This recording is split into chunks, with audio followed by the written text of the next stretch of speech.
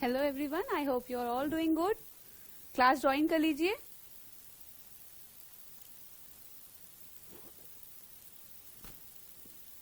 रविंद्रास institute के online platform पर आप सबका स्वागत है।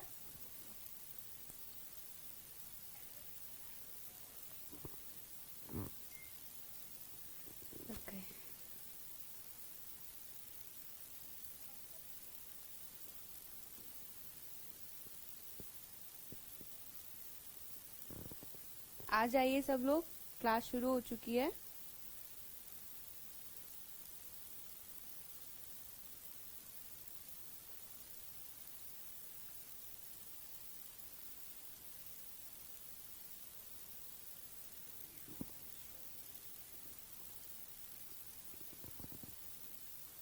Good afternoon everyone.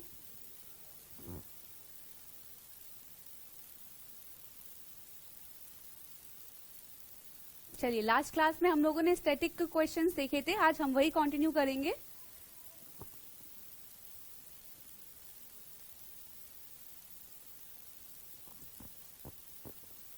शुरू करते हैं। जी दिशी, आई वॉज नॉट वेल।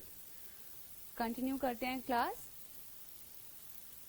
चलिए, अगर अभी तक आपने रविंद्रास 24/7 लर्निंग ऐप डाउनलोड नहीं किया है तो प्लीज डाउनलोड कर लें। आप किसी भी कॉम्पिटिटिव एग्जाम्स की तैयारी कर रहे हैं तो इस नंबर पर कॉल करके आप इंक्वायरी ले सकते हैं।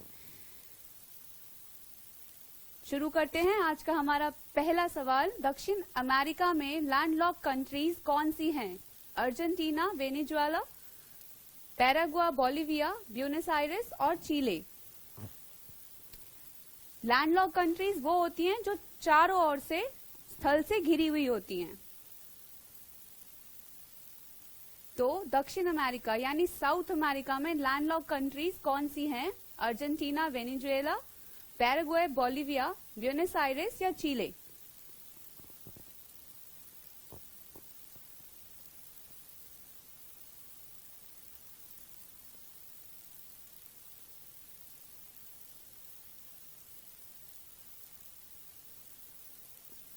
क्लास शुरू करने से पहले अगर फेसबुक पे मुझे जितने भी लोग देख रहे हैं प्लीज यूट्यूब का लिंक ज्वाइन करिए, मैं वहां आप लोगों के कमेंट्स पढ़ सकती हूँ।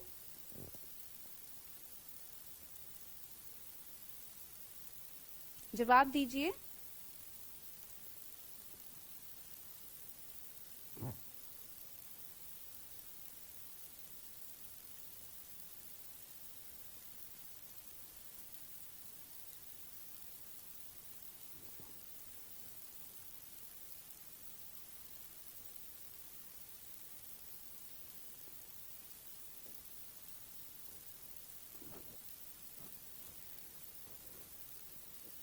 चलिए, इसका second option is the correct option. Paraguay and Bolivia are the landlocked countries of South America. ठीक है, और चारों ओर से सिर्फ स्थल से घिरी हुई देश को स्थल रुद्ध यानी लैंडलॉक कंट्रीज कहते हैं। कुल 47 स्थल रुद्ध देश हैं और प्रमुख महाद्वीपों में से उत्तरी अमेरिका और ऑस्ट्रेलिया के अंदर कोई लैंडलॉक कंट्री नहीं है। ठीक है,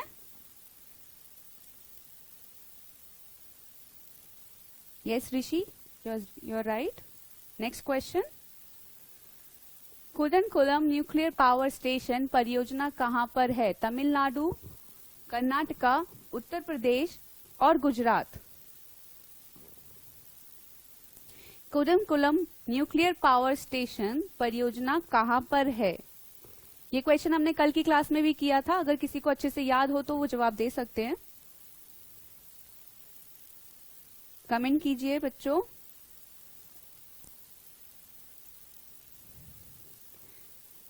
वेयर आर एवरीवन?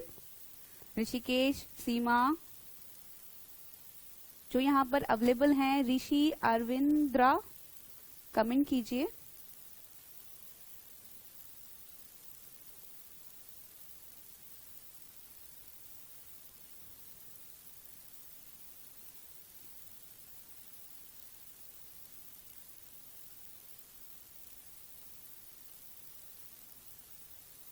चलिए, न्यूक्लियर पावर स्टेशन कुदनकुलम तमिलनाडु में है।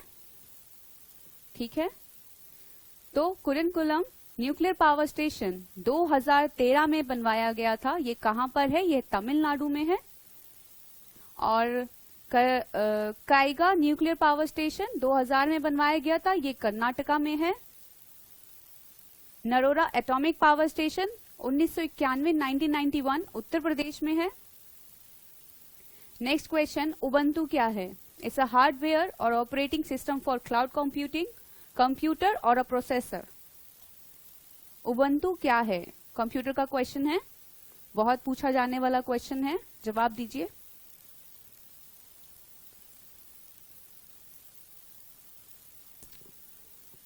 What is Ubuntu? Hardware, operating system for cloud computing, computer or a processor?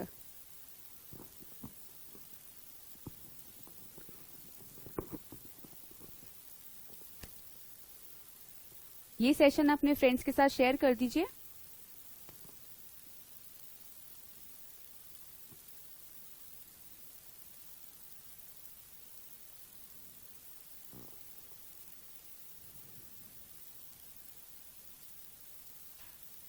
Yes, the right answer is operating system for cloud computing.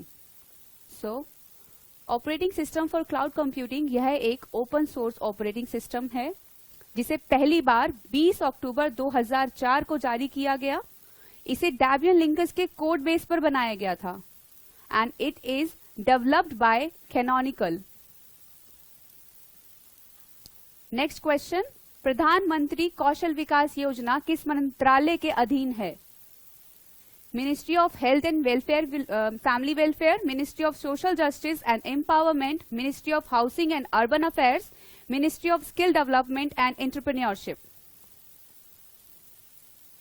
प्रधानमंत्री कौशल विकास योजना।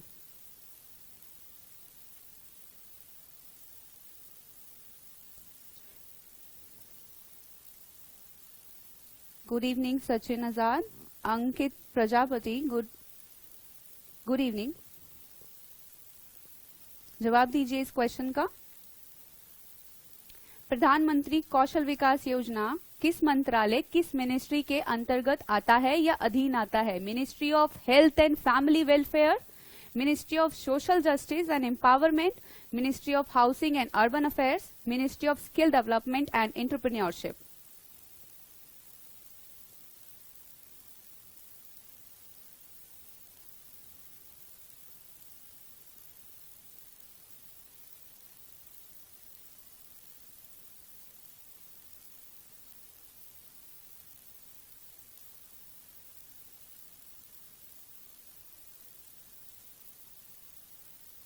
जी, इसका राइट आंसर है option D. ठीक है, इसे 2015 में लाया गया था जिसमें ये बात की गई थी कि 1 मिलियन युवाओं को स्किल किया जाएगा। ठीक है, प्रशिक्षण दिया जाएगा उनको। 2020 तक 1 मिलियन युवाओं को प्रशिक्षित किया जाएगा और ये ministry of skill development and entrepreneurship के अंतर्गत या अधीन आता है। ठीक है, इसकी शुरुआत हुई थी 16 जुलाई 2015 को। नेक्स्ट क्वेश्चन, बार्क का मुख्यालय किस राज्य में है? गुजरात, बंबई, बैंगलोर और केरला। बार्क यानी बाभा एटॉमिक रिसर्च सेंटर, इसका मुख्यालय कहाँ है? गुजरात में, बंबई में या बॉम्बे में, बैंगलोर में और केरला में।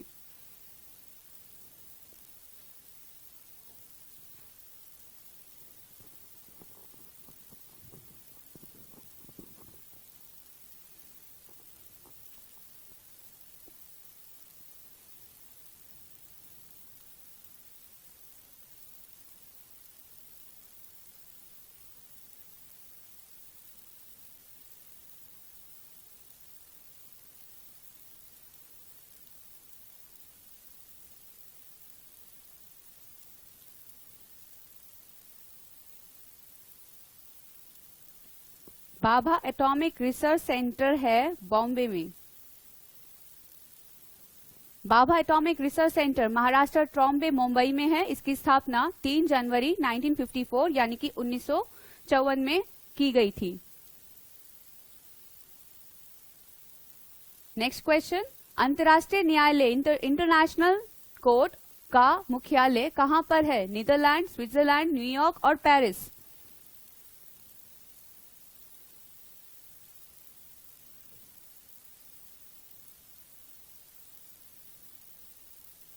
Good evening Nitish.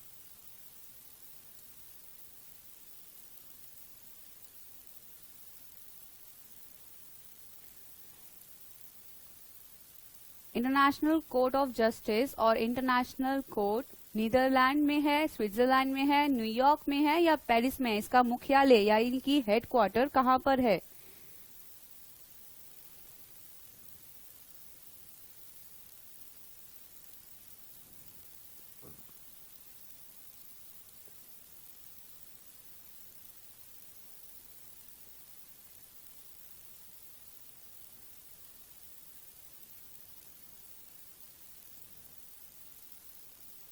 Option A is the right answer. ज्यादातर लोग बी और सी पर जा रहे हैं, तो इसका ऑप्शन है ऑप्शन ए। ये 1945 में इसकी स्थापना की गई थी और ये हेग नीदरलैंड में स्थित है, में शांति पैलेस में है। इसकी स्थापना 1945 को की गई थी। इसमें जजों का कार्यकाल यानी जजेस का टेन्योर होता है 9 इयर्स, 9 वर्ष का। ठीक है, एक ही क्वेश्चन में बहुत सारे आंसर्स पता चल जाते हैं हमें। इंटरनेशनल कोर्ट ऑफ जस्टिस का मुख्यालय कहां पर है? हेग में। इसकी स्थापना कब हुई थी? 1945 में। इसमें जजों का कार्यकाल यानी कि टेन्योर कितना होता है? तो इनका टेन्योर होता है 9 इयर्स का। ठीक है, next question, Mars orbiter mission MOM या मंगलयान किस दिन लॉन्च किया गया? 5 नवंबर 2013, 15 नवंबर 2013, 15 दिसंबर 2013 और 5 दिसंबर 2013। मार्स ऑर्बिटर मिशन मॉम या मंगलयान किस दिन लॉन्च किया गया? Yes, right Sachin.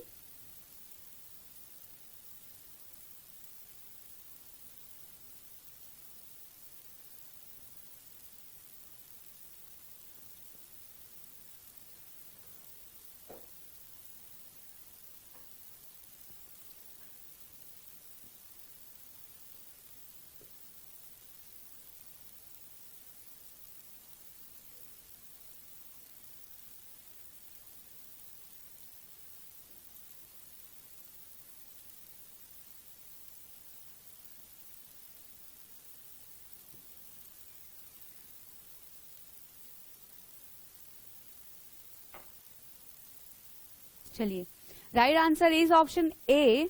सब लोगों के जवाब ऑप्शन बी की तरफ जा रहे हैं। इसका राइट आंसर है ऑप्शन ए। तो मॉम यानी मंगलयान या मार्स ऑर्बिटर मिशन लॉन्च किया गया था 5 नवंबर 2013 में और रॉकेट था PSLV XL C-25। Launch site थी सतीश धवन, श्रीहरिकोटा, आंध्र प्रदेश। कहां से लॉन्च किया गया था? सतीश धवन, श्रीहरिकोटा, आंध्र प्रदेश से। ठीक है, रॉकेट था PSLV XL C-25। Next question, Gol Gumbaz कहां पर है? गोल गुंबद कहां पर स्थित है या कहां पर है? तमिलनाडु में, केरला में, कर्नाटक में और आंध्र प्रदेश में।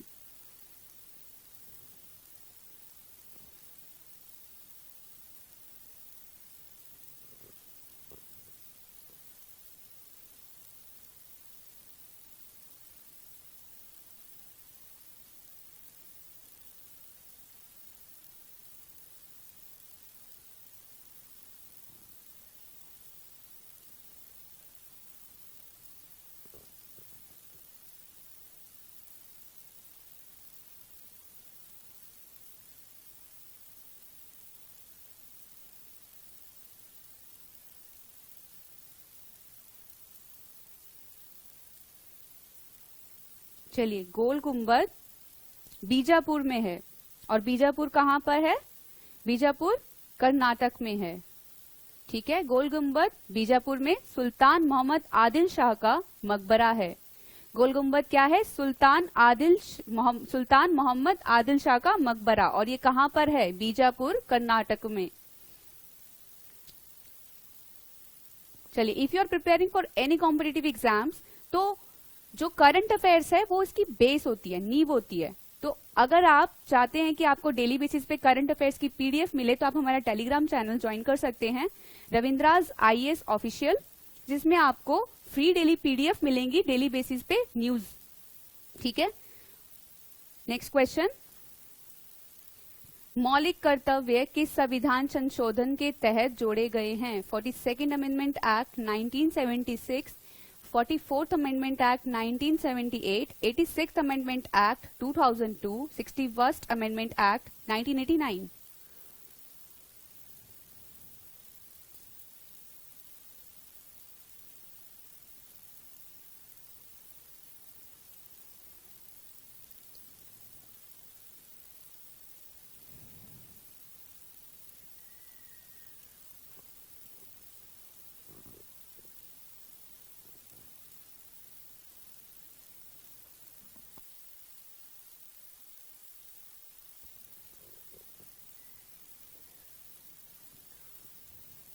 मौलिक कर्तव्य,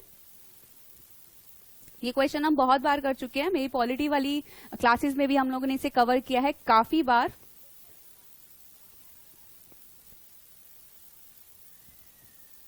मौलिक कर्तव्य किस संविधान संशोधन के तहत जोड़े गए हैं?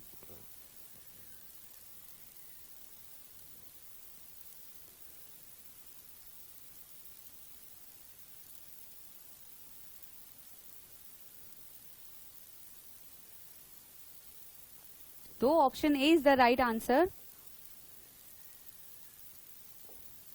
42nd अमेंडमेंट एक्ट 1976 को मौलिक कर्तव्यों को जोड़ा गया है।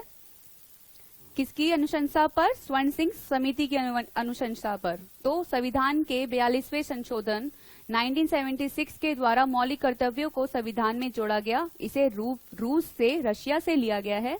ये सरदार स्वर्ण सिंह समिति की अनुशंसा पर जोड़ा गया। 44th अमेंडमेंट एक्ट 1978 में हमने क्या जोड़ा? संपत्ति के अधिकार को मौलिक अधिकार से निकालकर विधिक अधिकार बना दिया और आर्टिकल 300A के अंदर जोड़ा गया उसे। 86th अमेंडमेंट एक्ट में हमने जोड़ा 11th मौलिक कर्तव्य, यानी 11वां मौलिक कर्तव्य जोड़ा गया था। 86th amendment act 2002। क्या था 11वां मौलिक कर्तव्य? ये बहुत क्वेश्चन बहुत बार पूछा जाता है। तो 6 से 14 वर्ष के बच्चों के जो माता पिता हैं या उनके जो गार्जियन हैं, उनको बेसिक शिक्षा का अवसर उपलब्ध कराना is 11th fundamental duty. 61st amendment act के अंतर्गत जोड़ा गया कि मतदान की जो आयु है वो 21 वर्ष से घटाकर 18 वर्ष कर दी गई थी। तो ये बहुत इंपॉर्टेंट अमेंडमेंट एक्ट है, इनको ध्यान में रखिएगा। चलते हैं नेक्स्ट क्वेश्चन की तरफ। उर्वरक उत्पादन से संबंधित क्रांति का कलर क्या था? पीली क्रांति, नीली क्रांति, हरित क्रांति या धूसर क्रांति?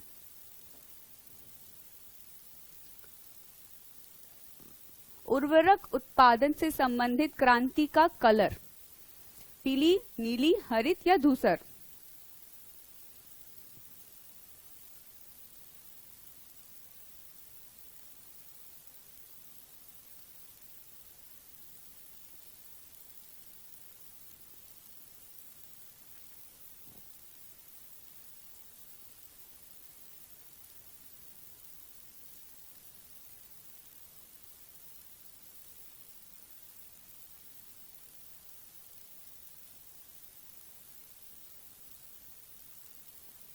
चलिए, इसका राइट आंसर है ऑप्शन डी, धूसर यानी ग्रे, ग्रे रिवॉल्यूशन।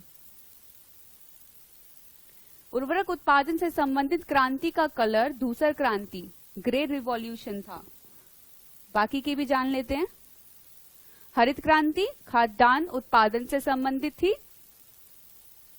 नीली क्रांति मत्स्य उत्पादन, हरित यानी हरा, एंड ग्रीन जो होता है वो खाद्यान्न। आप खेतों में जाएंगे तो आपको खाद्यान्न के ग्रीन कलर, तो आप ऐसे आइडिया लगा सकते हैं कि ये किससे रिलेटेड होगा। नीली क्रांति पानी का कलर होता है, तो ये मत्स्य उत्पादन से रिलेटेड है। नेक्स्ट पीली क्रांति खाद्य तेलों और तिलहन फसलों से। ठीक है, तो सरसों कैसी होती है? पीली होती है, तो तेलों और तिलहन फसलों से पीली क्रांति हुई थी। नेक्स्ट क्वेश्चन, भारत में राष्ट्रीय आय की गणना सर्वप्रथम किसने की थी? दादा भाई नरोजी, एम.एन. राव, स्वामी दयानंद सरस्वती या वी.के.आर.वी. राव?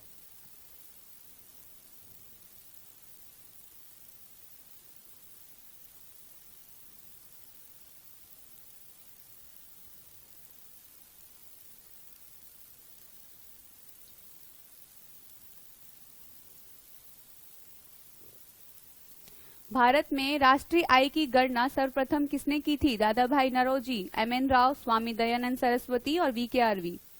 राव?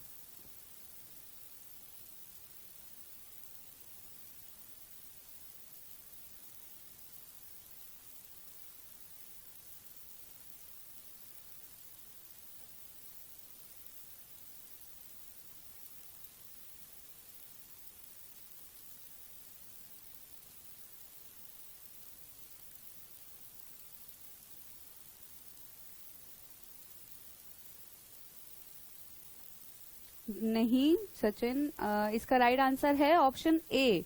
तो सर्वप्रथम जो गणना की गई थी वो दादा भाई नरोजी ने की थी। वैज्ञानिक आधार पर वी.के.आर.वी. Rao is right. सर्वप्रथम दादा भाई नरोजी ने भारत की राष्ट्रीय आय की गणना 1867-68 में धन के पलायन के सिद्धांत के आधार पर की थी। उस समय उन्होंने भारत की प्रति व्यक्ति आय जो बताई थी वह बताई थी 20 रुपए प्रति वर्ष। वैज्ञानिक आधार पर सर्वप्रथम 1931-32 में वी.के.आर.वी. राव ने राष्ट्रीय आय की गणना की थी, जिसके आधार पर भारत की प्रति व्यक्ति आय 62 या 62 रुपया प्रति वर्ष थी। तो वैज्ञानिक आधार पर इज वी.के.आर.वी. Is right. पर जो सर्वप्रथम आय की गणना की गई थी वह दादा भाई नरोजी द्वारा की गई थी, धन के पलायन के सिद्धांत के आधार पर। क्वेश्चन कैसे भी बन सकता है कि धन के पलायन के सिद्धांत के आधार पर सर्वप्रथम किसने गणना की थी, या धन के पलायन के सिद्धांत के आधार पर क्या किया गया था, किसके द्वारा किया गया था, और वैज्ञानिक आधार पर तो वी.के.आर.वी. राव ने किया था। और इसमें एक क्वेश्चन ये भी कि पहली बार जो गणना हुई थी उसमें प्रति वर्ष व्यक्ति आय क्या थी, तो 20 रुपया प्रति वर्ष थी प्रति व्यक्ति आय, और नेक्स्ट जो थी वो 62 रुपये प्रति वर्ष पर ईयर।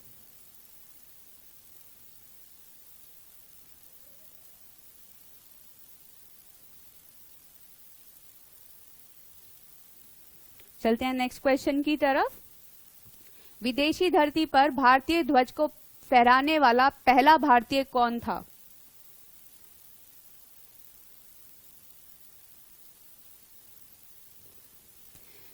विदेशी धरती पर भारतीय ध्वज को फहराने वाला पहला भारतीय कौन था? Subhash Chandra Bose, Lala Lajpat Rai, madam Bhikaji Cama, Surendra Nath Banerjee?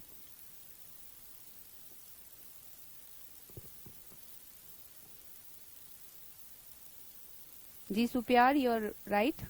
Sachin, right.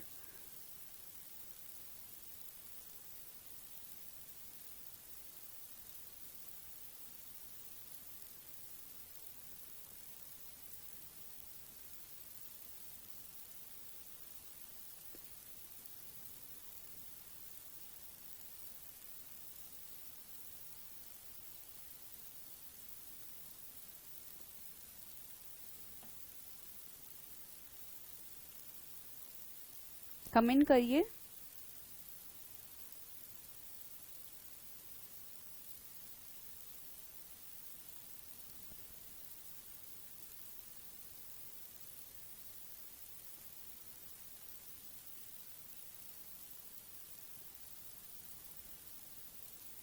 So option C is the right answer, Madam Bhikaji Kama.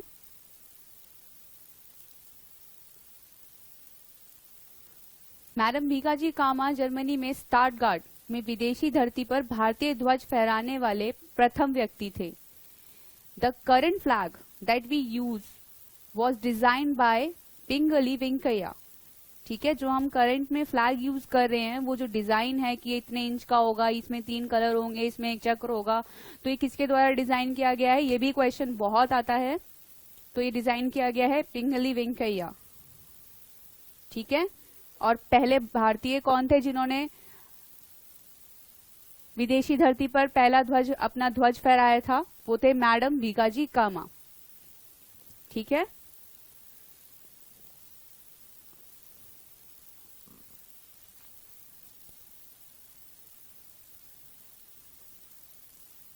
चलिए चलते हैं नेक्स्ट क्वेश्चन.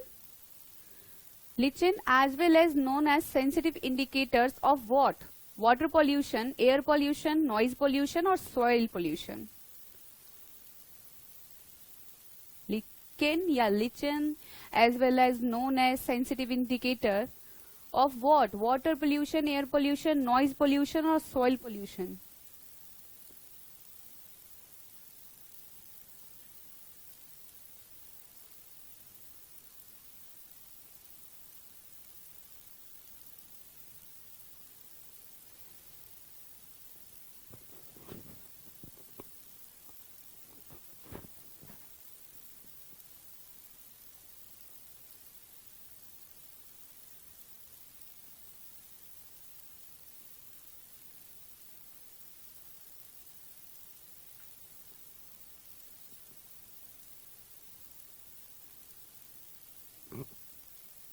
कमेंट करिए. चलिए option b is the right answer, air pollution, क्योंकि इनमें SO2 अवशोषित करने की क्षमता अधिक होती है. SO2 यानी sulphur dioxide. Next question, UNDP का मुख्यालय कहां पर है? यूनाइटेड नेशन डेवलपमेंट प्रोग्राम का मुख्यालय हेडक्वार्टर कहां पर है? स्विट्जरलैंड, पेरिस, न्यूयॉर्क और Netherlands.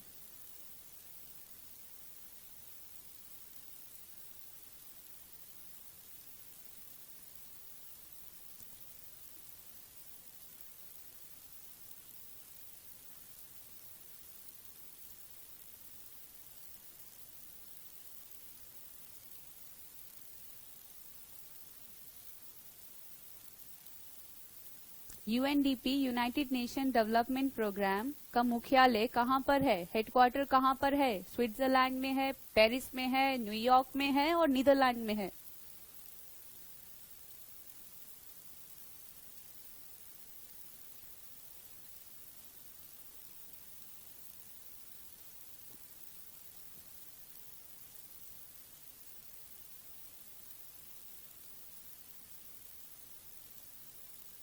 Option c is the right answer.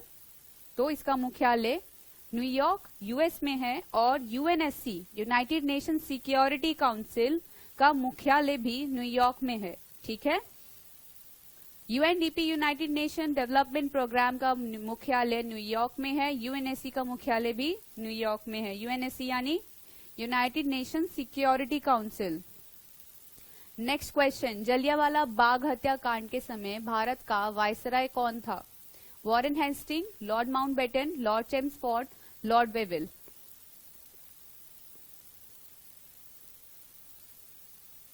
Jallianwala Bagh हत्याकांड के समय भारत के वायसराय कौन थे? Who was the viceroy of India during Jallianwala Bagh हत्याकांड? और रॉइट,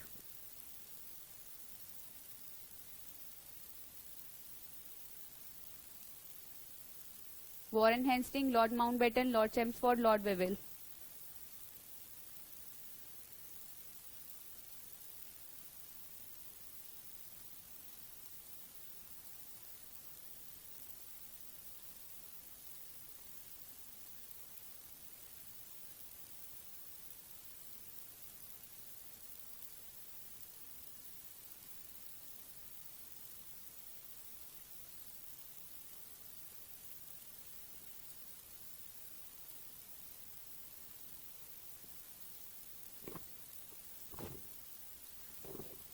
नहीं टिंकू, इसका राइट आंसर है ऑप्शन सी, लॉर्ड चेम्सफोर्ड.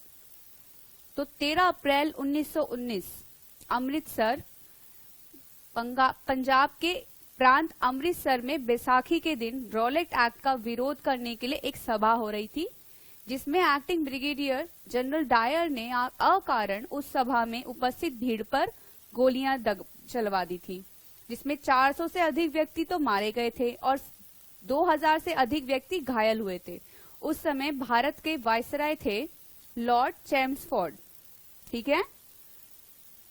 तो इधर भी बहुत सारे क्वेश्चंस आपके बन जाते हैं, जैसे कि जलियांवाला बाग हत्याकांड 13 अप्रैल 1919 में हुआ. ठीक है. कहां पर हुआ? अमृतसर में, पंजाब के अमृतसर में. कौन था उस समय, किसने करवाया? तो जनरल डायर ने करवाया. Acting brigadier was General Dyer. ठीक है. और लॉर्ड चेम्सफोर्ड वाइसराय थे. नेक्स्ट क्वेश्चन, कौन सा देश बिम्स्टेक का सदस्य नहीं है? भारत, श्रीलंका, पाकिस्तान और म्यांमार. बिम्स्टेक यानी bay of Bengal initiative for multi sectoral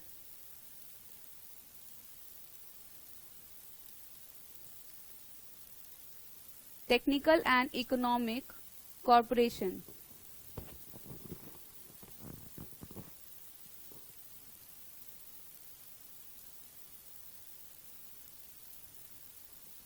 इनमें से कौन बिम्स्टेक का सदस्य नहीं है? भारत, श्रीलंका,